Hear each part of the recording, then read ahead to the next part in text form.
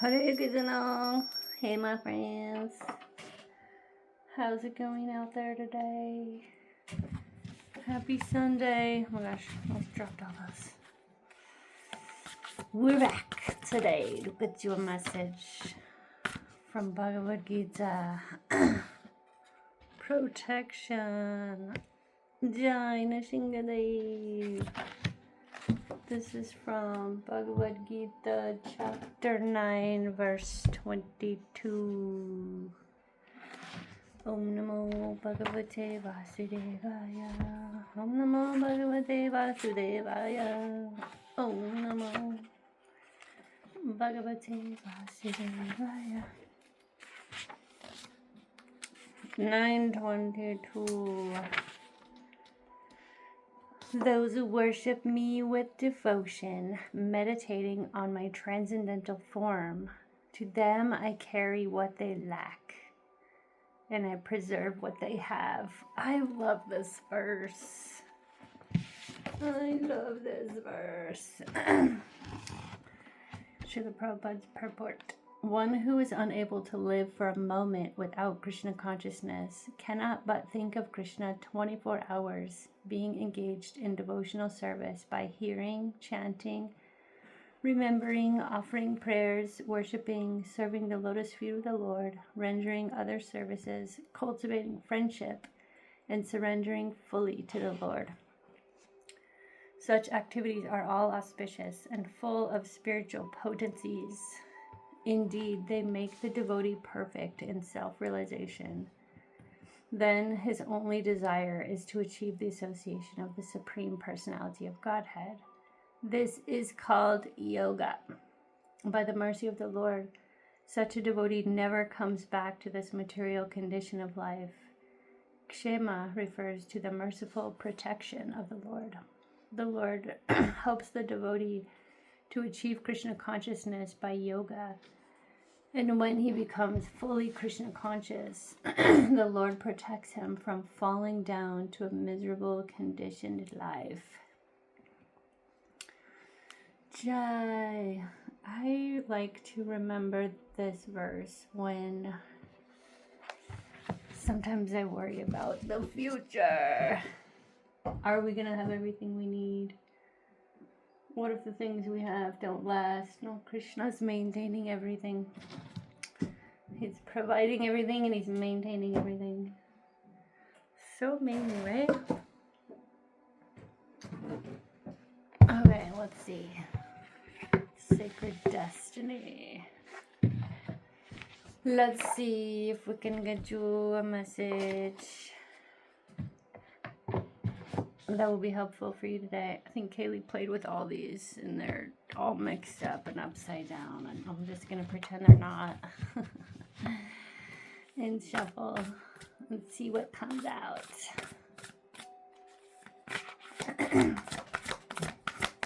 Yeah, they're all mixed. Healing chaos. Oh, you see what happened here? This is chaos. Oh, why did I put the book away? This is a tornado in here, you guys. I know some of you had tornadoes lately, right? New Zealand. Healing chaos.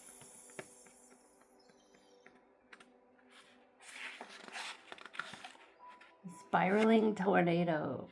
Energy in our universe spirals. Water spirals in the wake of the fish that swims through the stream. Air spirals in the wake of a bird in flight. The moon spirals around the earth, which spirals around the sun, which spirals around the galaxy. Even our DNA is a spiral. It is the healing principle of life. It is not an accident that the ancient symbol for healing is the caduceus, 2 spiraling serpents. It is the sacred spiral. Most people assume that there is nothing good that comes from tornadoes, but every part of nature has value. For example, although some birds lose their habitat from a tornado, birds such as the prairie warbler, whippoorwill, woodpecker, grouse, and woodcock, as well as forest salamanders, all benefit from the new landscape created by tornadoes. Downed trees provide habitat for black bears and white-tailed deer and create dens for many kinds of animals. Tornadoes churn up the soil in ways that rejuvenate the earth. When you receive this card, it acknowledges potential chaos or the need for chaos as an activator for profound healing.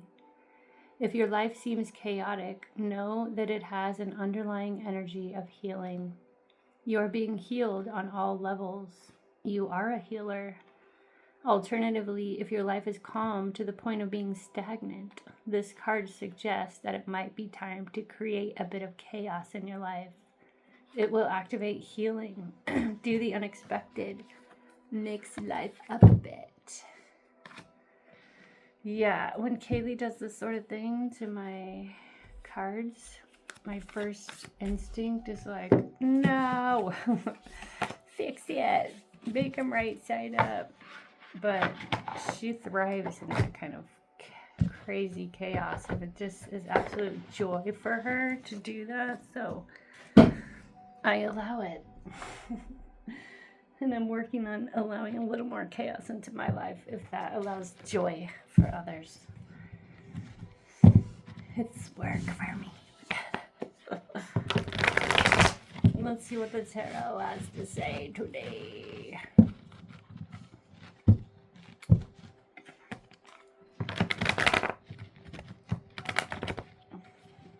It's a little clunky. Little clunky. Okay. Message from Spirit. Please how to do it all. Ten of Cups. Ten of Cups. It feels good. Oh, Page of Cups, you guys. Hierophant. Should I get one more? Like, I'll stop all in my head is the feeling. Two of Swords. Okay. Oh, Ace of Cups on the bottom. Sweet, sweet.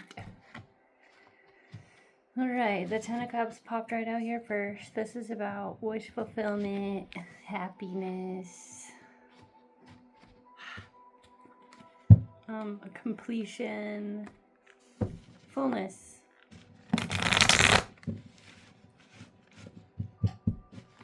It's usually, around family.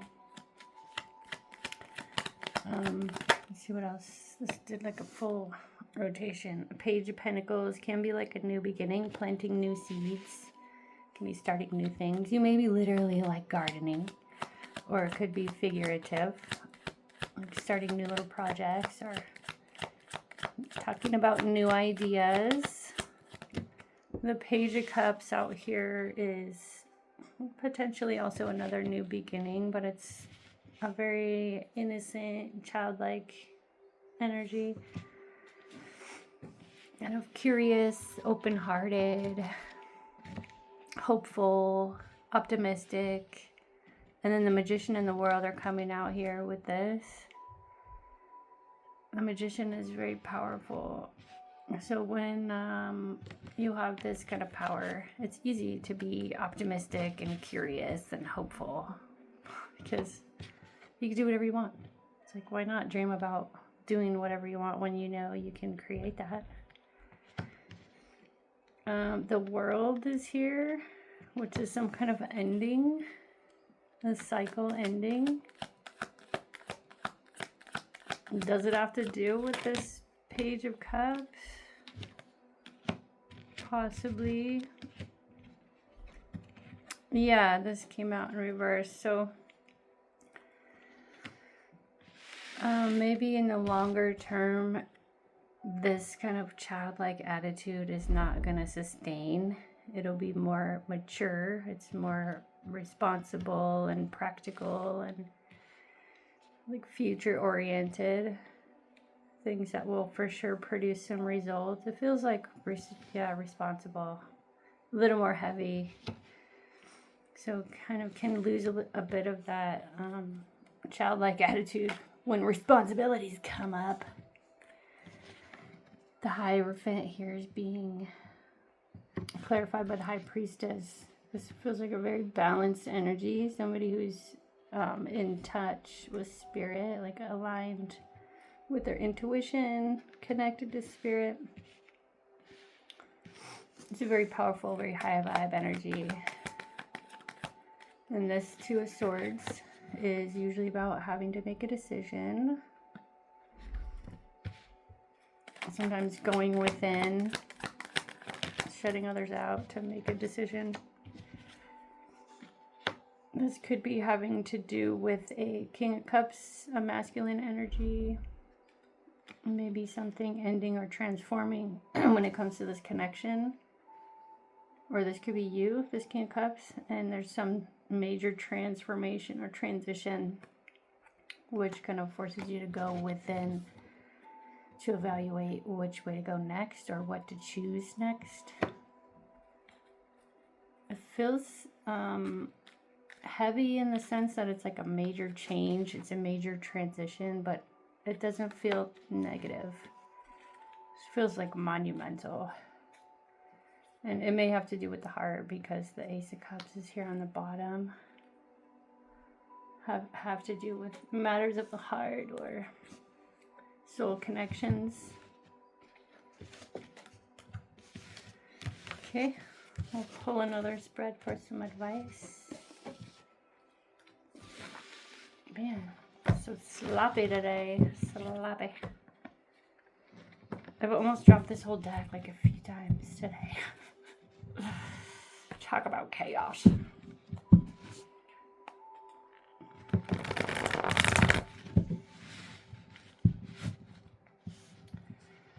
Okay, some advice.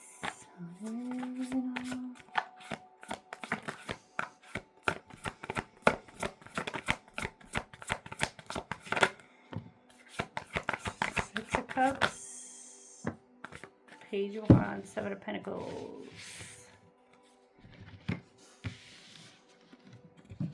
I want to say this is about service. It's really about soul connections, soul ties, family. But it is also about service. It's about charity, giving. It's about equal give and take and balance and harmony. And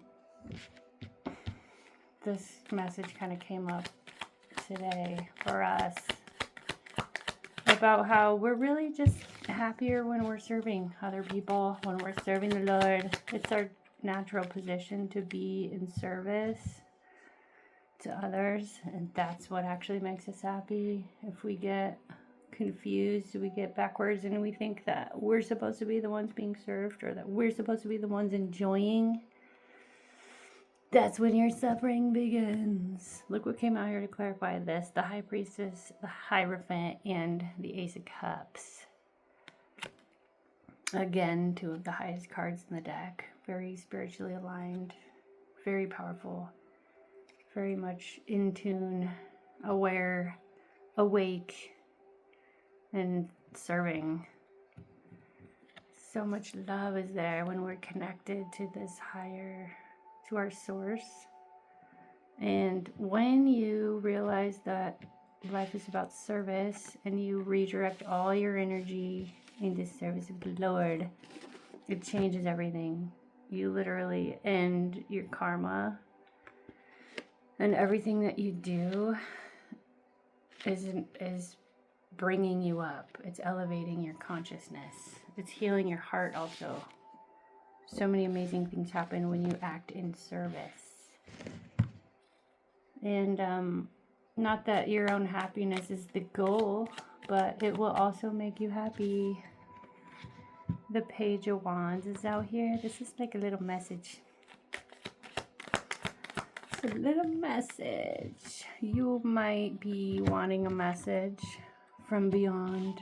You might feel like you want to have your own connection, your own communion with the divine, and you should, but you want to hear from, like you do all this talking about, you want to hear from the divine. Well, listen, okay? Ask your question and then listen in that moment. with your heart, but also keep your eyes and ears and your heart open later for the message to come later. Krishna doesn't want you to be confused. We're not meant to be, wondering. We're not meant to be confused. We can have the knowledge, we can have the information if we ask for it. The Seven of Pentacles is a long-term investment. It's a cultivation. And as I'm saying it, I feel like it's a cultivation of this relationship with the divine. When you have that trust that when you ask a question, it's going to be answered, that strengthens, your faith. That makes you want to ask questions again and keep that dialogue open, keep that conversation going. And just like any other relationship, it grows over time, it deepens over time. The trust, the faith deepens over time, the bond deepens over time. This is slow. Seven of Pentacles is, you could say it's your whole lifetime. You're investing in this connection with the divine for your whole lifetime. Never goes away. The Fool is here being all faithful, ready to take a leap of faith. This reminds me of that verse we pulled out in the beginning about Krishna carrying what we lack and preserving what we have. The Queen of Pentacles here is also very stable and abundant. She has everything she needs. And this generalizes into material things, when we go to spirit with all of our needs, whether they be emotional or spiritual, financial, whatever. When all of your eggs are in that basket, Krishna provides. If you only go to the Lord for all of your things, everything comes from the Lord. That level of surrender, he has to reciprocate, He must, out of love, he must reciprocate. Okay, what else? Maybe a couple of oracle cards. What do we have? Angels.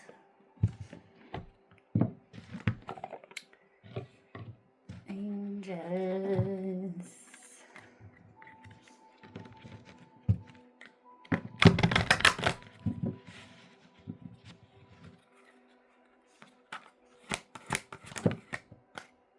Guardian angel. I think we had this before also. Yeah. Everyone has a guardian angel who has been with them since their soul's creation. Yeah, you do. More than one. Ask for help every day. Oh my gosh. Signs and reminders. Yeah, sometimes when you ask for help, the answer comes in signs and reminders. Angels and loved ones in heaven are sending you signs of their presence now. You may be seeing the same number patterns or sequences, finding feathers, seeing the same birds at special times, or even feeling that you're being visited by a loved one or angel in dreams or at some point in your day. These are all messages of support. You are on the right path, and you're being guided to know that you do not walk this path alone. In times of need, angels are beside you, blessing your heart with love and healing. And your angels and loved ones in heaven will never leave you. Their love will never die. I used to think it was such a cliche. I always say this now because I used to really think it was so cheesy and so cliche when somebody would pass away and then people would say, oh, now you have an angel in heaven. Now you have a guardian angel. I thought, how childish, like how naive. But then I started having people pass away and they came back. They came back to say, I'm never going to leave you. I'm always going to be here. And it's been true. Every time I reached out to grandma or another passed on friend, never disappointed. They're literally there. And that's kind of confusing with the philosophy that I've been practicing the last 20 plus years. So it's opened up a lot of things, just being connected with passed on people. But I do feel that these angels and ancestors and our guides, this is where these messages come from. When we say, let's get a message from Spirit, that's where it's coming from. You know, our loved ones do still very much care about us and what we're up to, and they're around. They're guiding and they're helping, and I definitely feel that. And I'm super grateful for it. I feel like it really adds to my life to have this help from Spirit. So we all do. And if we reach out and ask for that, life can be so much more easily navigated. It's difficult. It's hard out here in these material streets. Hare Krishna. Okay, have a great rest of your day, everybody. Tune in again tomorrow. Hare Krishna. Hare Krishna.